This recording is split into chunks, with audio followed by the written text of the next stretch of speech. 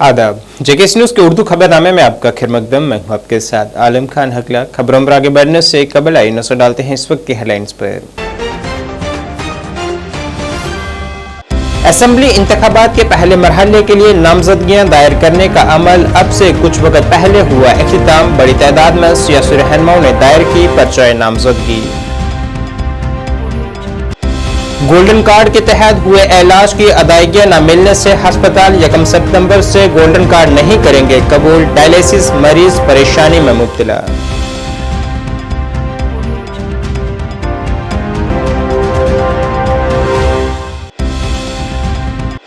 राजौरी जिले में मशकूक नकलो हरकत देखे जाने के बाद दिफाई मुहाफिजों ने की फायरिंग। इलाके में बड़े पैमाने पर चलाई जा रही है तलाशी कार्रवाई।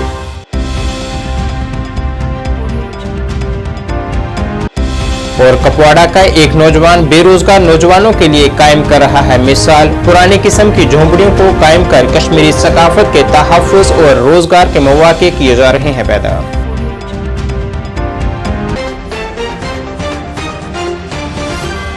अब खबरें तफसील से। जम्मू कश्मीर में असेंबली इंतखाबात के पहले मरहले के तहत आज कागजात नामजदगी दायर करने का आखिरी दिन है और 3 बजे नामजदगियां दायर करने का अमल खत्म हो चुका है और तमाम जमातों के नुमाइंदगान अपनी जमातों के मैंडेट पर नामजदगियां दायर की हैं। इसी तनाजुर में आज बिजबिहाड़ा असेंबली हल्के से नेशनल कॉन्फ्रेंस उम्मीदवार डॉक्टर बशीर अहमद शाहवीरी ने SDM ऑफिस बिजबिहाड़ा में पर्चा नामजदगी दायर की है। यहाँ उनके हमरा नेशनल कॉन्फ्रेंस के नायब सदर उमर अब्दुल्ला समेत दीगर सरकर्दा रहनुमा मौजूद रहे। इस मौके पर उमर अब्दुल्ला ने कहा है कि नेशनल कॉन्फ्रेंस कांग्रेस इत्तेहाद का मकसद बीजेपी के खिलाफ लड़ना है।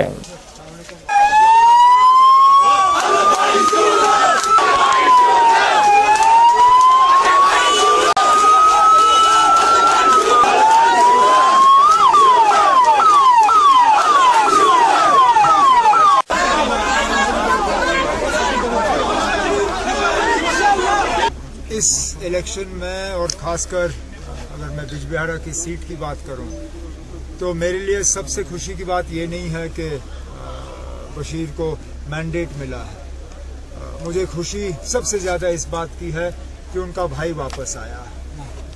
आज इन इलेक्शंस के पहले फेज का नॉमिनेशन भरने का आखिरी दिन है और लगातार 3 दिन जो छुट्टियां रहीं उस बात का नतीजा ये है कि लगभग हर कैंडिडेट जो है वो आज अपने कागज़ भरने का काम कर रहे हैं। हमारे भी तमाम उम्मीदवार अब एक एक करके आज अपना नॉमिनेशन पेपर फाइल करेंगे। हमने अपना मैनिफेस्टो, अपना रोड मैप, अपना प्रोग्राम लोगों के सामने रखा हुआ है। हमने कांग्रेस के साथ एक सीट शेयरिंग एग्रीमेंट वो भी तय किया। कोशिश हमारी ये रही कि बीजेपी और बीजेपी के साथ मिले हुए जो लोग हैं उनके खिलाफ हम एक कंसोलिडेटेड फ्रंट के तौर पे मिलके ये इलेक्शन लड़ें ताकि कामयाबी की जो गुंजाइश है वो और ज़्यादा बढ़ जाए।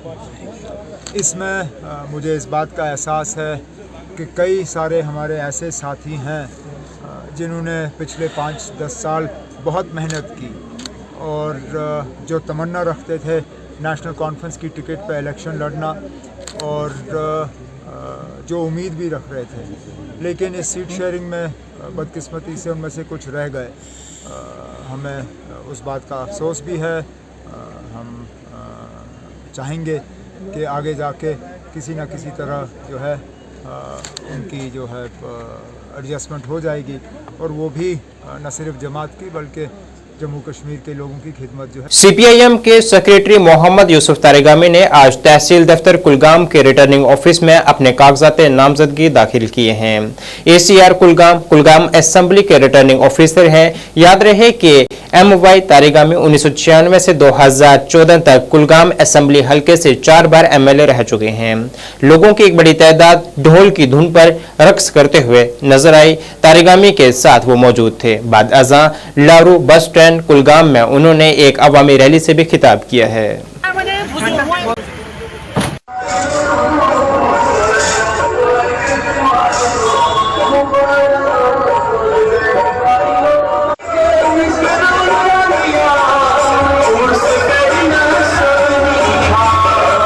हमारे जो कम्युनिटी है, जो ज़्यादा टारगेट्स हैं नफरत के, जबर के, बेरोजगारी के, मनमानी के, मेरा नौजवान, मेरा बच्चा, मैं उनसे अपील करना चाहता हूँ,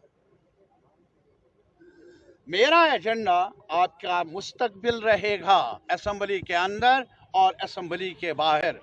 जहाँ भी मैं जाऊँ, जो भी मैं बात करूँ, दिल से बोलूँगा, दिल और ज़ुबान में फ़र्क नहीं रखूँगा, और तलाश रहेगी मेरी कि मेरे हमवतन लोगों को सर उठाकर जीने का अधिकार रेस्टोर हो जाए। ये मेरा मैनिफेस्टो है और ये मेरी अपील है अपने हमवतनों से। जो कांग्रेस और इतना ही कहूँगा, जैसा कि मैंने अभी कहा, सैलाब को रोकने के लिए तनहा कोई कोशिश भी कर ले, शायद इतनी वो कामयाब कोशिश हो नहीं सकती। जम्मू के मसाइल है, जम्मू के लोग पहले खुशफहमी में उनको रखने की कोशिश की गई, तकसीम करने की कोशिश की गई जम्मू और कश्मीर को, लेकिन आज जम्मू के लोग भी तजुर्बे से सीख रहे हैं। बड़े बड़े वादे अपनी जगह, लेकिन बाजार भी मंदा पड़ा है, रोजगार का नामो निशान नहीं। नेशनल कॉन्फ्रेंस के रहनुमाओं और कारकुनान की जानिब से आज सुरनकोट लसाना में एक मीटिंग मुनक्किद की गई है, जिसमें फैसला किया गया कि 29 अगस्त को चंडीगढ़ में नेशनल कॉन्फ्रेंस रहनुमा मोहम्मद अकरम चौधरी का खैरमकदम के लिए वो जमा होंगे और बाद में लसाना में एक मीटिंग मुनक्किद की जाएगी ताकि आइंदा की हिकमत अमली तय की जा सके। इस हवाले से तमाम नौजवानों से अपील की गई है कि वो चौधरी मोहम्मद अकरम का खैरमकदम के लिए वहाँ जमा हों। भाईजान ने ये बात अभी पूरी रखी है, क्योंकि प्रेस कॉन्फ्रेंस का मकसद यही है कि हमने हर घर तक पैगाम पहुंचाना है। फैसला जो होता है वो अल्लाह मेरे ने लिखा होगा, फैसला उसी के हाथ में, किसी के हाथ में नहीं हो सकता। जो चाहे इज्जत और जिल्लत मेरे अल्लाह के हाथ में है, अगर किसी बंदे के हाथ में हो तो शायद बहुत मुश्किल है वक्त काटना। लिहाजा तमाम अवाम सुरनकोट खनेतर से लेके पशाना तक, और मैं ये दरख्वास्त करूंगा कि 29 तारीख को ठीक 9 बजे हमने चंडीगढ़ से चौधरी मोहम्मद अकरम साहब लसानवी को रिसीव करना है। उसके बाद उनके घर में यहाँ लसाने में तमाम जो उनसे प्यार करते हैं, मोहब्बत करते हैं, दिली तौर पर वो तमाम यहाँ जमा होंगे। जानता हूं कि अकरम साहब का जो कांटेक्ट है वो लोगों से नहीं हो पा रहा है, तो मेरी ये गुजारिश है और पैगाम है कि लोगों को 29 तारीख, जो कि परसों थर्सडे वाला दिन है, हम लोगों ने 10:30 बजे चंडीगढ़ में इकट्ठा होना है। मेरी अपनी यूथ से भी ये गुजारिश रहेगी कि आप ही जोशो खुलूस से आएंगे। अभी कोई भी फैसला पार्टी की तरफ से नहीं हुआ है, हम नेशनल कॉन्फ्रेंस के साथ हैं। आप किसी भी फेक र्यूमर पर अभी यकीन ना करें। हम अकरम साहब को रिसीव करेंगे और उसके बाद 1:30 बजे के करीब, जैसे कि सरफराज साहब ने और अकरम अवान साहब ने ये बता ही दिया है, उसके बाद 1:30 बजे यहाँ लसाना में एक फैसला लिया जाएगा। जो अवाम का फैसला है वो अकरम साहब का फैसला है। मैं ये सब लोगों से ये भी गुजारिश करना चाहूंगा कि आपको मायूस होने की कोई जरूरत नहीं है। सब जो अकरम साहब के साहबजादे हैं, आपको यहाँ हमने इसलिए तकलीफ दी है कि कल परसों से जब से ये र्यूमर चली हुई है कि सुरनकोट की अलायंस की सीट जो है उसका डिसीजन हो चुका है, तो लोगों के अंदर एक किस्म का खदशा और एक किस्म का अकरम साहब के तई जो जज्बा, मोहब्बत, एहसास था, उसकी वजह से लोग बहुत इमोशनल थे और हर आदमी को ये स्टेटमेंट देना थोड़ा मुश्किल था। इसलिए आपको हमने तकलीफ दी कि हम अकरम साहब के जो चाहने वाले लोग हैं उनके साथ आपके थ्रू जो है वो मैसेज कर सकें।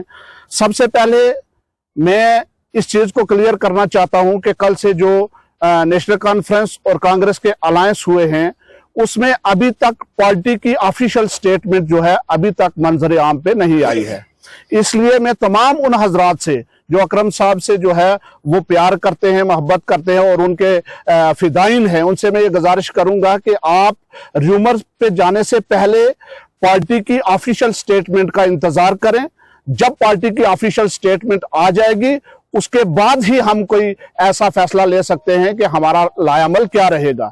नंबर 2, दूसरी बात मैं ये कहना चाहता हूं कि अकरम साहब चूंकि पिछले 2-4 दिन से कश्मीर में हैं, परसों इंशाल्लाह 29 तारीख को जो वर्किंग कमेटी है अकरम साहब की और जो सुरन कोट की आवाम है अकरम साहब की, हमने ये फैसला लिया है कि 9 बजे चौधरी अकरम साहब को चंडीगढ़ से रिसीव करना है और 1:30 बजे जो है लसाना उनकी राइशगाह पे एक बड़ा जम्मे गफीरा इकट्ठा होगा। कश्मीर यूनिवर्सिटी के एक तालिब इल्म जावेद अहमद डार ने सियासत में किस्मत आजमाई का फैसला किया है, जिसमें उन्होंने फैसला किया है कि वो बारामूला हल्के के एक आज़ाद उम्मीदवार के तौर पर चुनावी मैदान में उतरेंगे। इसी तनाजुर में आज उन्होंने चकलू गांव में अपनी पहली मीटिंग की है, जिसमें दर्जनों नौजवानों ने शिरकत की है। मुसलमान हैं और हमें पता है हमारी बहनों को कैसे चलना है रोज, चाहे वो कहीं एक पार्टी की बात करे या कहीं एक एमएलए की बात करे, तो सब ने अब तमाम बाखबर इस बात से कि तमाम लोगों ने हमको बेवकूफ बना के रखा। इन तमाम ने हमें कहा है कि हम ऐसी डेवलपमेंट करके देंगे आपको, हम इस तरीके से आपको डेवलपमेंट करके देंगे जहां पर किसी भी जगह पे इस तरीके की डेवलपमेंट आपको नजर नहीं आएगी। हो चुके इस बात से, हम वाकिफ हो चुके इस बात से कहीं ना कि अब हमने मिडिल क्लास को खुद अब उठना होगा, अब इलेक्शन कंटेंट करना। तो इस सोच के साथ हम तमाम लोगों को चाहिए कि हम इनका साथ दें, भरपूर सपोर्ट करें। 2024 में एक मिसाल बननी चाहिए कि एक मिडिल क्लास से निकला हुआ युवा, एक यंग लीडर जो कि लोगों के लिए लड़ने के लिए तैयार हो चुका है। अकिस नफरस क्या यमन निश वसैल हम हेकन लड़ित अस हेको नमन तम सम लड़ित बिल्कुल अब मैं फैसला कि बह कर कंटेस्ट बह वन अत ऐवानस मज आब सून इथे बह चवान के पास पावर था, उनको देखा है, उन्होंने यहाँ कुछ नहीं किया है, इसीलिए मुझे यहाँ आज आना पड़ा। मैंने समझा कि नहीं, इनकी बात सुनेंगे, इनकी फरियाद सुनेंगे, ये घर घर की कहानी है, सुनेंगे, सुनने के बाद ही हम किसी नतीजे में पहुंच सकते हैं कि ये मुझ तक नहीं, ये कहना ठीक नहीं होगा, क्योंकि फिर उन लोगों तक हम कुछ नहीं रखते हैं जिन लोगों को ये डिसाइड करना है 1 अक्टूबर को। मैं उन लोगों तक ही छोड़ता हूँ, वो जो फैसला लेंगे वो मुझे काबिल कबूल होगा। जो भी फैसला वो लेंगे मुझे उस पर कोई एतराज नहीं है। उम्मीद करता हूँ बारामूला की अवाम इस बार सही इंसान को चुनेगी। अगर उन्हें लगता होगा कि मैं ही एक सही इंसान हूँ तो वो आजाद है, वो अपना फैसला सुना सकते हैं। गोल्डन कार्ड के जरिए अस्पतालों में इलाज न होने से डायलिसिस के मरीजों को कई तरह की परेशानियों का सामना करना पड़ रहा है। इसी सिलसिले में आज मरीजों और तीमारदारों ने एक एहतजाज भी किया है, जिसमें उनका कहना था कि गोल्डन कार्ड से हमें रिलीफ मिलता है, लेकिन अस्पतालों का दावा है कि हमारे पास करोड़ों रुपए के वाजिबात हैं, जिस वजह से वो उनका इलाज 1 सितंबर से नहीं कर पाएंगे। अब मरीजों ने एलजी इंतजामिया से अपील की है कि वो इस मामले में मदाखलत करें।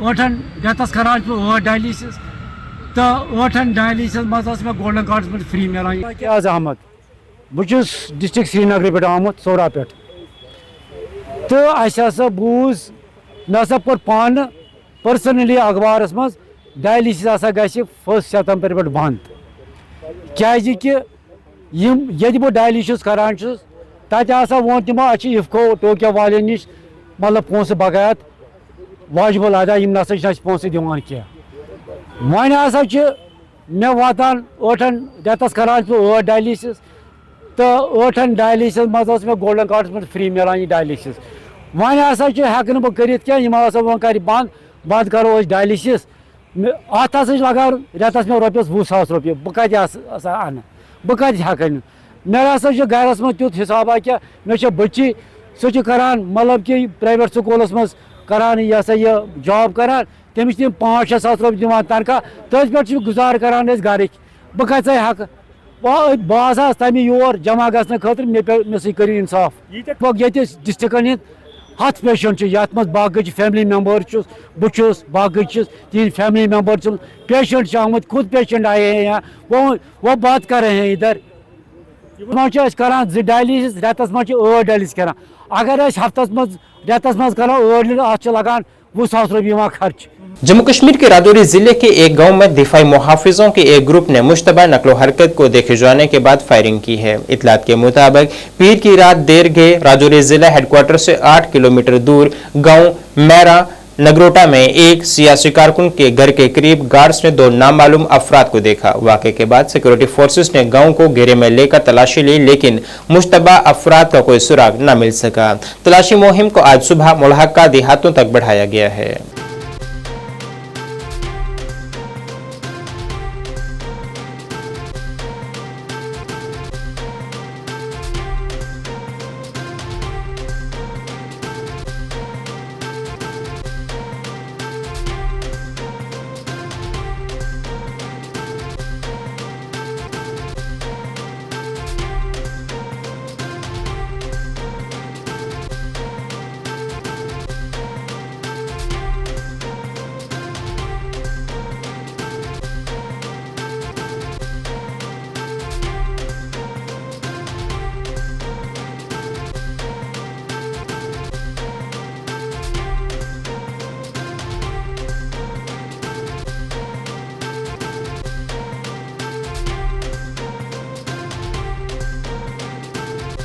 बढ़ती हुई बेरोजगारी की वजह से परेशानी में जिंदगी बसर करने वाले नौजवानों के लिए एक मिसाइल कायम करते हुए हिंदवाड़ा के एक तालीम याफ्ता नौजवान इरफान एजाज ने नौकरी के मतलाशी के बजाय नौकरी देने वाले बनने के मकसद से अपना कारोबार शुरू किया है।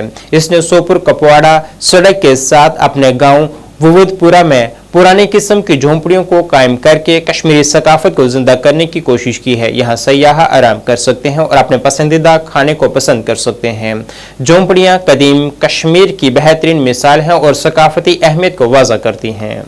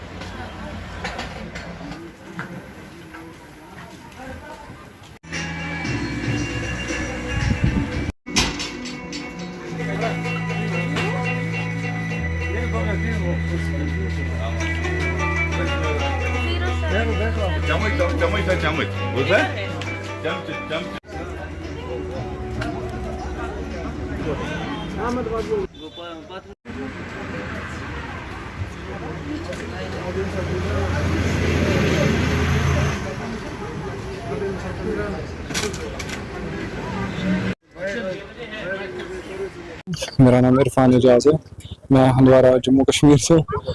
देखिए, मैंने ये सब चीज़ें असल में इंसान को जहन में हमेशा से बैठी होती है कि पुराने लोग कैसे रहा करते थे अपनी ज़िंदगी में कंफर्ट से, क्योंकि ये सब अभी तो नहीं हो रहा है। आप इन हट्स में अंदर जाइए, आपको गर्मी फील नहीं होगी, जबकि बाहर बहुत ज़्यादा अभी गर्मी फील हो रही है। ये जो इस पर घास पड़ी है, गर्मी को अंदर एब्जॉर्ब नहीं होने देता है, ये रिफ्लेक्ट कर देता है। ये चीज़ साइंस भी बोलती है, हमने पुराने ज़माने के लोगों से भी सुना है, क्योंकि ये बजट में भी हो जाता है, लोगों को लगता है कि पैसे लगेंगे, ऐसा बिल्कुल नहीं होता है। ठीक है, तो चीज़ ये है कि असल में ये कॉन्सेप्ट राजस्थान में एक जगह उसको सॉल्ट डेजर्ट कहा जाता है, वहाँ पे मैं वीडियोस देखता था ऐसे ऐसे, तो वहाँ पे मतलब मैंने बहुत लोगों से सुना कि गर्मी भी फील नहीं होती है अंदर जब वहाँ पे जाते, तो वहाँ से मैंने देखा, फिर मैंने थोड़ा सा रिसर्च किया कि क्या सब चीज़ें होती है, तो वही कॉन्सेप्ट उठा के मैंने कश्मीर के जो ट्रेडिशन है उसको रिवाइव किया और इसको एक मॉडर्नाइजेशन लुक दिया इंशाल्लाह। क्योंकि यहाँ पे कश्मीर का हर टाइप का ट्रेडिशन यहाँ पे हम करेंगे इंट्रोड्यूस, जो भी हमारा हमसे हो पाएगा। तो इसमें क्या इंट्रोड्यूस किया था? इसमें हम फिलहाल के लिए देखिए, मैं यहाँ पे फिलहाल कश्मीर की हिस्ट्री यहाँ पे बयान कर रहा हूँ। ठीक है, हमने यहाँ पे पोर्ट्रेट्स लगाए, जो हमने कांगड़ी का जो हमारा प्रोसेस होता है उसके मैंने अभी कंप्लीट नहीं हुआ है क्योंकि बहुत शॉर्ट टाइम हमें मिला इसको स्टार्ट करने का। तो वहाँ पे हम लिखेंगे स्टेप्स की कैसे मतलब आया कश्मीर, कैसे मतलब बना कैसे कश्मीर, उसके बाद इस्लाम कैसे कश्मीर में आया, वो सब चीज़ें इंशाल्लाह हम यहाँ पे विद सम थिंग्स हम उसको इंट्रोड्यूस करेंगे कि कैसा है, और हम सबको दिखाना चाहते हैं कि कश्मीर कैसा है असल में। नाज़रीन, इस वक्त के उर्दू बुलेटिन में बस इतना है। मुझे मेरी टीम के साथ दीजिए इजाज़त। अल्लाह हाफिज़।